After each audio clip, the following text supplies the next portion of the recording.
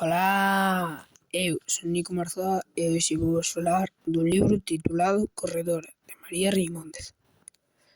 Esta historia empeza nunha montaña de Etiopía, donde hai unha rapaza chamada Jeanette.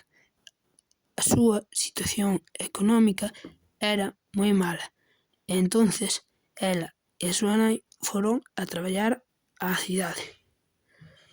Alí aconteceron un montón de cousas. Unha, por exemplo, foi que ela cambiouse o nome e cortouse o pelo para parecer un home e ser máis aceptada.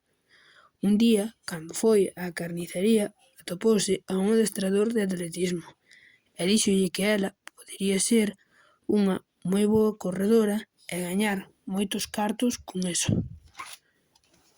A autora deste libro chámase María Reimóndez.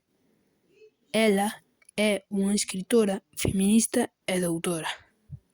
Naceu en Lugo e actualmente ten 48 anos de idade. Educouse na Universidade de Vigo e outros libros dela son A dúbida e Cobiza. A miña persoaxe preferida é Jeanette, xa que é unha nena moi valente e luchadora. E unha persoaxe que non me gustou nada foi o pai de Jeanette, xa que el maltrataba a nai de Jeanette. A min este libro gustoume moito.